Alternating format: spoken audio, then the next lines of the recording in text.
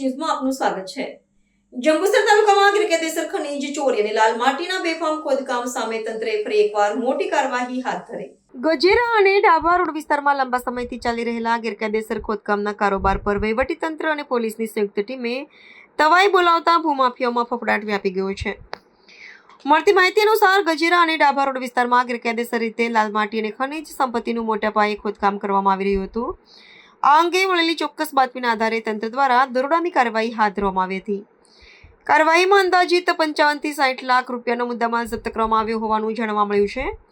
ખાસ વાત એ છે કે માત્ર 2 દિવસ અગાઉ જ ખાણ ખનીજ વિભાગ દ્વારા આ જ વિસ્તારમાં દરોડાની કાર્યવાહી કરવામાં આવી હતી અને તેની શાહી હજુ સુકાઈ પણ નથી। ત્યાં ફરી એકવાર ગેરકાયદેસર ખોદકામ ઝડપાતા અનેક સવાલો ઊભા થયા છે।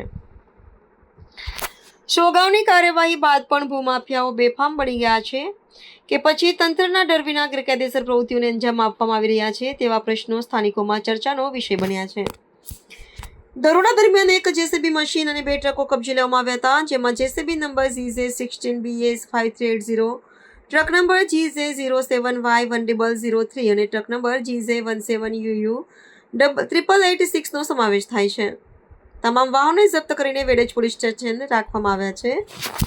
સૂત્રોના જણાવ્યા અનુસાર સમગ્ર મામલે વધુ તપાસ શરૂ કરવામાં આવી છે અને ગેરકાયદેસર ખોદકામ પાછળ સંકળાયેલા શખ્સો સુધી પહોંચવા તંત્ર પ્રયાસ કરી રહ્યું છે। તપાસ પૂર્ણ થયા બાદ જવાબદારો સામે કાયદેસરની કાર્યવાહી કરવામાં આવે તેવી શક્યતા વ્યક્ત કરવામાં આવી રહી છે। ઉલ્લેખનીય છે કે જંબુસર પંથકમાં છેલ્લા કેટલાક સમયથી ગેરકાયદેસર માટી ખોદકામ, ખનીજ ચોરી અને ભૂમાફિયાઓની પ્રવૃત્તિઓ સતત ચર્ચામાં રહી છે। અનેક વખત સ્થાનિકો દ્વારા રજૂઆતો અને ફરિયાદો કરવામાં આવી હોવા છતાં ગેરકાયદેસર ખોદકામના બનાવો અટકાવવાનું નામ લેતા નથી। ત્યારે તંત્રની આ કાર્યવાહી બાદ હવે સવાલ એ છે કે શું ભૂમાફિયાઓ સામે કડક અને દાખલારૂપ કાર્યવાહી થશે કે પછી થોડા દિવસો બાદ ફરીથી ગેરકાયદેસર ખોદકામ શરૂ થઈ જશે। હાલ સમગ્ર પંથકની નજર તપાસના આગામી તબક્કા અને તંત્રની આગળની કાર્યવાહી પર મંડાઈ છે। પ્રાર્થના સંદેશ ન્યૂઝની તમામ લેટેસ્ટ અપડેટ્સ માટે ચેનલને હમણાં જ લાઈક, શેર અને સબસ્ક્રાઇબ કરો।